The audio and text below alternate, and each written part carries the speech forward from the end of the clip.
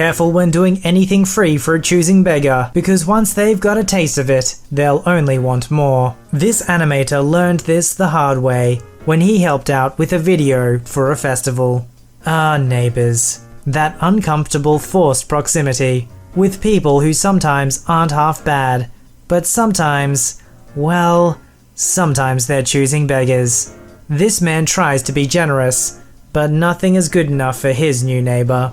And our fan-submitted story. This man shows that you don't have to be poor to be a choosing beggar. In fact, some of the worst beggars are those that drive BMWs. What will our heroes do when faced with such villainy? You'll only find out by watching this episode of VoiceyHere's Choosing Beggars. This story was called "You're Not Good Enough to Create the Branding for Our Event, but you should do some of it for free." In this story is me, choosing beggar, and the experienced designer. So a little backstory. This happened over 7 years ago. Every year in the city where I live, the student capital of the country, there is this 3-day event for students to get to know each other, get in a fraternity or sorority, and party a lot. This event is organized by students doing a board year. They have a minimal budget. This means they require a lot of volunteers. The year before this happened, I was one of the volunteers in the media team. I got mixed up in it because a few friends of mine that were volunteers needed my help with some of the animations, and I stuck around. In the end, I made a lot of the animations and the introduction video for the festival promotion, and worked in a team as cameraman and editor throughout the event. It was really fun, but I was also really glad it was over. A month later, the organizers send us a mail. "Hey, me and others, we are still recovering from the event, but wanted to know when you guys can start on the after movie?" None of us knew they wanted this, and we never agreed to it. Also, we started uni and had no time, so we answered, "Hey, choosing beggar, sorry, but we all started our uni, and we're really busy. You understand that, right? Also, we never heard of this after movie being a thing before. Anyway, I hope you'll find someone else to make it." This didn't stop them from sending basically the same mail every week for 3 months, till they got replaced with the new board. Now comes the next year around, and I see on Facebook an ad for a designer to create the branding and promotional work for the event. I did not react on it because I was kind of busy at that moment. Now, a week later, I get a mail from the new organization board. "Hey, we are preparing the event and we're wondering when you could make the after movie of last year. Also, we want a new intro for this year. If you could make that, that would be great." At this point, I'm thinking, well, they want me to make all the things, so why don't I just ask them if I could be the designer they were searching for and get something back for the work I'm doing? So I did. "Hey, choosing beggar, I saw your ad on Facebook for a designer, and I thought maybe I could do that. That way I can also make the after movie and intro." A few days later, I got a mail back. "Hey, sorry to say, but we really need someone with the proper experience and knowledge to make all the branding. We decided to go with ED since he has the experience, so your help will not be necessary." Now, I was not just some rookie. I had already worked for some big companies, but they saw a kid that was still in school, and I get that. Plus, I didn't really want to do it, so I let it go. Now, a few weeks later, I get a new mail from them. "Hey, we are wondering when you can start on making that after movie and intro video. We are thinking of a deadline around next week." I got a bit surprised, seeing as they wanted a real designer and not me, so I asked them, "Hey, choosing beggar, I'm sorry, but I was under the impression that ED you hired would be making the after movie and intro, since he was a better match in experience, and a week would be way too short either way." "Hey, well, ED doesn't edit or animate, and he never agreed to it, so you will do it." I found this so hilarious that the person who was more experienced was actually less experienced. His graphic designs were really good though, so I sent back a mail. "Ah, that's too bad, but I can't help you. I'm sorry, but I'm really busy with my uni work." A few minutes later, I get a reply. "You already agreed to make the after movie and introduction video. We need it ready next week for promotions." I never agreed to anything. I would have done it if I got the design job, but you wanted someone else, so I'm sorry, but good luck. You can't do that. We really need you to make that after movie and intro. Could you just make a few changes to the original intro? Sorry, but no. Maybe ask your new media team to do that? The messages stopped for a while, but a few months later, I get a mail. Hey, we wanted to say that we really did not like the way you communicated with us last time. We have a media team that will make the intro and after movie, so if you could just send us the footage and project files, we can leave this behind. This was a few weeks before the event would begin, and I wasn't really interested in giving away my work so someone could change it, and by that damaging my work. Also, I didn't have the footage of the festivals. They did. Hey CB, sorry but I don't have the footage we used, the HD the last team provided us, and gave it back. As for the project files, I'm sorry but that's my artistic work and I won't give that away. No, that is for our event, so it's ours. You need to hand it over. At this moment, I was so done with all of this, so I told them I was on vacation and I would give them back the files after I got back, and I never did. I got some mails with threats and stuff, but after the festival came closer, they stopped. Now, part of the problem here seems like there was miscommunication between the old team and the new team that came on board. I could imagine that if you're part of the new team and you heard that there was this person who had the old files and they said they were going to do the after video, why you'd chase them up a little bit initially? But basically what it came down to is they wanted this person to do work for them for free. But at what point does it become more of a hassle trying to chase this one person down than trying to find someone else? And they had the solution right there in front of them. Just hire them as the designer, but oh well. Some people just make life more difficult for themselves than it needs to be. This story was called Be a Good Neighbor. This incident occurred a few years ago. I still haven't figured out CB's logic. I was looking for my first apartment and came across a 500-foot, one-bed, one-bathroom apartment for only $760. I didn't have the files I needed or any checks on me, so I made plans to come back the next day and do the paperwork. Sadly, someone else beat me to it, but I really liked the location and perks of the place, so I ended up getting an 800-foot, one-bed, one-bath, $860 instead. It even had a fireplace, which I knew the smaller unit didn't have, so I was still happy with it. I ended up moving in a few days before the guy across the hall, who got the apartment that I originally wanted. You know, the one that was $100 cheaper a month. On the day the guy moved in, I got a knock on the door. Sorry to bother you, but I'm having trouble getting a table up the stairs. Can you lend me a hand? I wasn't really doing anything, so I agreed. I helped him unpack a table, several chairs, a couch, a bed, and even a pretty big TV. Then I started back to my apartment, and he stopped me. I don't want to come across as a bad neighbor, but I need to go online to check on work. I have people coming out this weekend to hook up Wi-Fi for me. Do you mind if I use yours?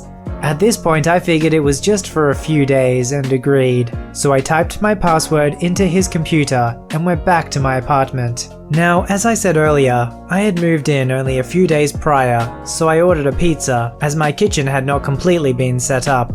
I had just put the pizza on the counter when there was a knock on the door. There was no peephole in the door, so I just opened it, figuring maybe the delivery driver needed something. Nope, it was CB. I didn't get a chance to go grocery shopping yet and I saw you got a pizza. I'd hate to intrude, but can I have a slice? Okay, I still wanted to be a good neighbor, so I let him in to get some food. CB walks in and immediately starts looking around. Your apartment is bigger than mine. Instead of going to the kitchen, literally 8 steps from the door, he decides to give himself a tour of my apartment. I'm still getting things together, so could you not go into my room? Even your room is bigger than mine. He walks through the apartment, opening every door. Pizza's in the kitchen, by the door, over here. I'm motioning towards the counter as he gives himself a tour. Finally, CB, satisfied with his tour, walks over to the counter, grabs a slice, and leans against the counter. I think I have an idea. Okay? I did not like the sound of that. Just the way he said it seemed wrong. You should move across the hall and let me live here. Since you're still unpacking, it shouldn't be too hard. My mind went to, okay, so I'd get the cheaper apartment. Sounds okay to me. We could go to the office and get the lease switched. Well, I can't really go anytime soon. I don't think we really need to. This apartment costs 100 more than yours. If we're swapping, I don't want to pay that. Me neither. So when we swap, you keep your name on this lease, and I'll keep my name on that one. So we just keep paying the amount we originally are. He explains it very matter-of-factly. Then, no. Oh, come on, be a good neighbor. He grabs another slice of the pizza I bought. I sigh, grab out a plate, put a few slices of pizza on it, and push him out the door with the box. To this, he doesn't complain. I'm trying to figure out how to deal with the neighbor situation. About an hour later, I get my answer. I hear a knock on the door and look out to see the choosing beggar holding a box, so I open the door. Hey, figured I'd go ahead and bring over my small stuff. I sigh and rub my nose. Choosing beggar, I'm not moving to a smaller apartment, so I can pay your rent on a larger one. The choosing beggar clenches the box and tried to push past me in the doorway. You're being a pretty bad neighbor. Choosing beggar, I can be a bad neighbor. Don't make me. Choosing beggar decides they don't like this response and yells at me. You haven't done one frickin' neighborly thing since I moved in. I slam the door, lock it, and proceed to change my Wi-Fi password. Choosing beggar spends 15 minutes pounding on the door before he gives up and goes back to his apartment. You see, this is where he went wrong. He moved in an apartment with other people. It's a classic mistake we all fall for. I have actually had some good neighbors before, and when you get one, you never want them to move away. That's the problem with a bad neighbor. Chances are you're going to see them pretty much every day, and the worst kind are always going to be the entitled choosing beggars. This fan-submitted story was called I Paid for Regular, Let Me Use Premium. So a little background for you. I work in a petrol station. We have a deli and a convenience store. This story happened this weekend, so I remember very clearly. I was scheduled to work in the deli that morning, but I didn't want to work it. I would have if I had to, but thankfully one of my co-workers had agreed to swap shifts with me. We both worked the same day, but I came in when she was supposed to, and vice versa. So we've had too many issues with customers doing drive-offs, getting fuel and leaving the site without paying. So, to combat this, we made it shop policy that all station pumps are paid before use, after a certain time of day. Some people understand why, while others feel it's an inconvenience for them, because the act of getting fuel isn't an inconvenience enough. This story is one of the latter. So it's about 7:30 in the evening at this point during the day. Prepay is for the rest of the day at this stage. One guy comes into the station to put fuel in his car, diesel to be exact. However, that summer, the site has been completely redesigned to include 2 extra pump nozzles on each pump, our premium unleaded and diesel. And due to the prepay being active, we have signs on our pumps telling customers that they have to pay first. This guy came in a nice BMW diesel, got out of his car, read the sign, then picks up the pumps anyway. This pump in particular was right outside our night hatch window, so I watched him read and ignore. A few minutes go by and he starts throwing shapes at me. I signal for him to come in. He shakes his head, no. I signal again and he hung the pump up and came in. Okay, disaster averted, right? Nope. A couple of people are ahead of him in the line, so I serve them. No problem. When he comes up, the fun begins. We have the choosing beggar, the co-worker, and me. Is something wrong with the pump? The pump is fine. It's prepay after this time. Why? We've had too many issues with drive-offs, so it's shop policy. I don't care. Turn on the pump. I can't do that. You need to pay first. Why? Because it's prepay. Fine, put 20 in. Okay, premium or regular? He mutters something about my weight under their breath. Regular. Okay, that's 20 then, please. He hands over 50. I give back 30. Now it's the plain black pump then. The pump will stop automatically at 20. Choosing Beggar leaves and goes to his car. This is where the fun really starts. He picks up the premium fuel and puts the nozzle in his tank. I refuse to release the pump until he puts the right nozzle in. I point towards the black nozzle and he starts throwing shapes again. My coworker comes over and asks me what's going on. I tell her the story. She goes outside and explains to the guy. He hangs up the pump and comes back to the shop. I paid you for the fuel. Turn on the freaking pump. You need to use the other nozzle. I don't want the other nozzle. I paid you, now release it. Sir, you paid for regular. There is a volume difference between the two, and the pump won't work otherwise. I don't care about the volume difference. Sir, I can't release the pump until you put the right nozzle in your tank. I need to speak to your manager. Keeping in mind that the managers are only here in the morning, and it was late evening at this stage, and they had gone home, leaving the shop to me and the co-worker. Co-worker is a lovely girl, who I think deserves the managerial role there. The co-worker interrupts me. Sir, I'm the SOD, supervisor on duty.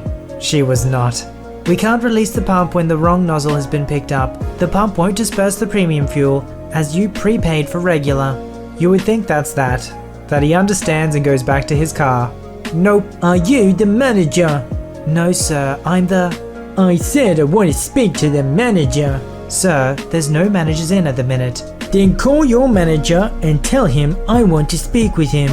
Now we have two managers, site and assistant. The site manager doesn't like to be disrupted on her days off, so we only call her in the most dire circumstances. And the assistant manager had already been in to fix two problems today, so we didn't want to disturb him for a third time, when it was unnecessary. I can't do that, sir. Then give me my fuel! Petty revenge time. Sir, go back to your car. I'll release the pump for you. CB, now with the biggest grin, goes back to his car. Coworker comes over to me. He's using the premium nozzle, it's not going to work, and he's going to come back and complain. I know, nothing's gonna happen. He's going to come back in, and I'm going to give him his money back and tell him. 5 minutes go by, and CB comes back. There's nothing coming out. I already explained that you can't use the premium pump. That's not my problem. Sir, we're not the only station on this stretch of road. There are at least 2 more sites in all directions. If you're not happy with what you paid for, I'll give you your money back and you can go somewhere else. My tank is almost empty. How am I supposed to get home? Me being petty now. That's not my problem, sir. Come over and I'll give you your money back. CB gets his money back looking defeated and asks for the phone number for the shop. I hand him his receipt and tell him that the shop number is on the receipt if he has any queries. The next day I get a call from my boss asking me to explain the situation. Choosing Beggar had filed a complaint online and our area manager had called her about it, telling her she needs to speak to her staff about what happened. She asks me what happened and I explained the entire situation. She is very understanding and tells me she will speak to my area manager about it and get back to me. As I'm off the next day, I get a text from her telling me what I had done was against procedure, but she commended me for what I did. I suppose I could put this under malicious compliance, as I did exactly what he asked me to do. At what point for these people did they just realize, you know what, this isn't worth my time being a hassle? I mean, if he's got a BMW, he probably has a decent income, right? So is it really worth the 20 or 30 minutes he spent there being annoying just for the sake of his pride? And I think that's the sad thing, is he actually thinks it's worth it. If you'd like your story to be narrated by me, don't forget to visit the subreddit r/VoiceyHere, link below. Don't forget to like this video and subscribe if you'd like to see more. Alright, I'll see you in the next one.